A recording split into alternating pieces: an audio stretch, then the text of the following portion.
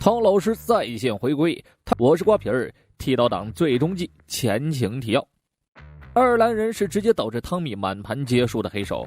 为了让汤米顺从，他们甚至杀死了剃刀党最大的后盾波利。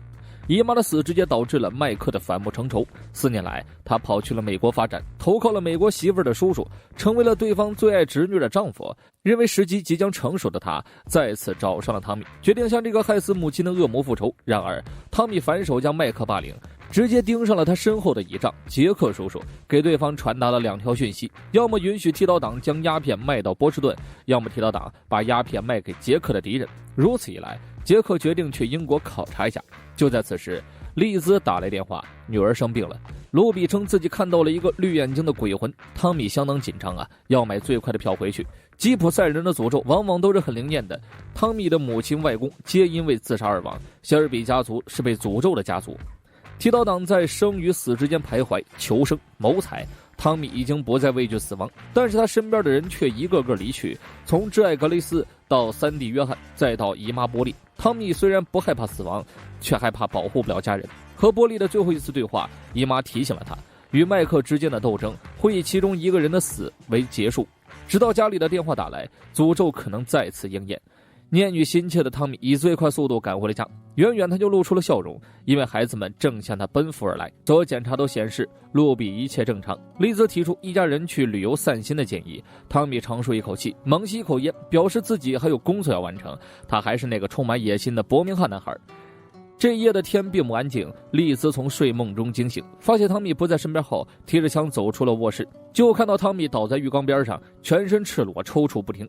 他仿佛又回到了当年的地道，还好丽兹发现的早，给处理了伤口。4年来，他滴酒不沾，时时刻刻保持清醒。曾经靠着药物压制的心理障碍，似乎也在破笼而出了。今天这种情况是犯的第2次。第一次是在赶回家的路上，汤米清楚自己的身体不太好。他们爱尔兰人早就听说过汤米的为人，绝对是个丧尽天良的恶魔呀。外人怎么说汤米也不在乎，反倒自嘲一笑，想把丧尽天良的恶魔当作马匹的名字。这段时间来，汤米一直在为与杰克的会面做准备。虽然对方嘴上说了不见自己，但汤米心里还是有谱的。他扔给斯文几封信，其中一封更是美国总统罗斯福的亲手信。汤米能做到如此级别的东西，斯文对他添了几分小心，同时也好奇汤米是怎么得到的。汤米却告诉女人，因为我丧尽天良啊。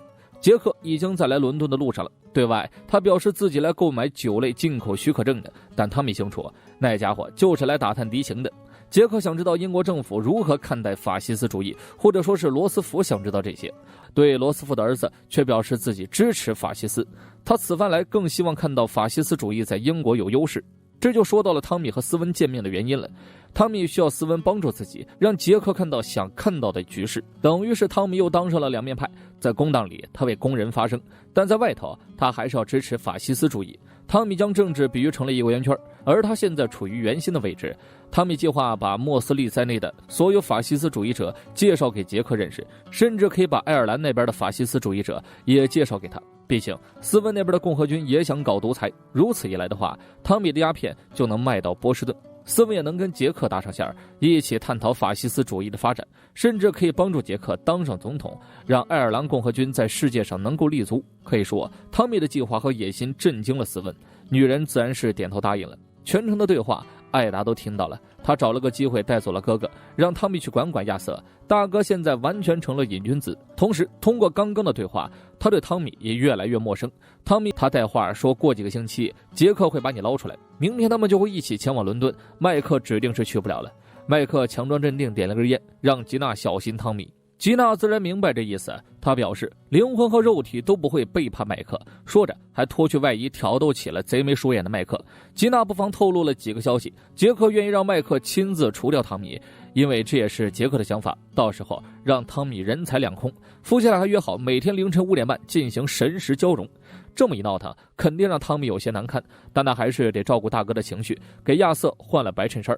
汤米紧接着拿出一封信，是他不久前和琳达联络的。琳达字里行间透露着他愿意回来。汤米让大哥好好整顿自己，戒了那玩意儿。听闻此言，亚瑟马上的安静了下来。临走前黑山军和犹太人打了起来，方便了未来汤米一锅端了对方，身后还有个隐藏的丘吉尔在顶着，这些对汤米都是利大于弊的交易。过了几天，汤米终于见到了传说中的杰克叔叔，只不过这家伙看起来很年轻，但气质却写满老道。在教堂见面是汤米的主意，杰克还以为他是天主教徒，但实际上汤米是无信仰者。可宗教对杰克的家乡影响巨大，这也是汤米的有意为之。两人虽然地位不对等，但气质上汤米并不逊色，甚至更胜一筹。他们聊起了第一次杀人的场景，死于杰克手里的是一名牧师，而死在汤米手里的第一个人，对方是一个有着绿色眼睛的普鲁士男孩，那是汤米杀的第一个人。他最后一次杀人是在4年前，杀了一个叫做汤米谢尔比的人。还能打压东边的犹太人，更能和法西斯主义者成为盟友，这一波稳赚不亏的买卖，杰克肯定想干的。但他毕竟是老油条了，告诉汤米自己会好好考虑考虑。家里丽兹发现露比不见了，桌上还有鬼模鬼样的画，找了一番，发现女儿在壁炉前。丽兹连忙找来了医生，女儿的温度已经直逼39度，甚至咳嗽中还带着血。他赶紧给汤米打电话，可此时汤米正在下医院开会，重新当起了双料特工，想到门外有人喊他才恢复意识，连忙给家里打电话问了情况，只在地上坐了一下就马不停蹄赶了回去，而是跑到书房打了个电话，联络了约翰的妻子伊斯米。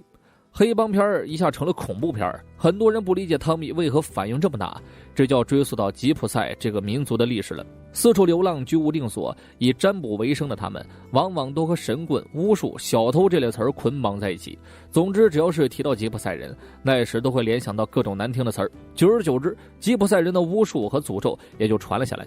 起初呢，也就是些占卜术、塔罗牌之类的，后来又成了巫术、诅咒这种玄学的东西，所以他们是很相信这些东西的。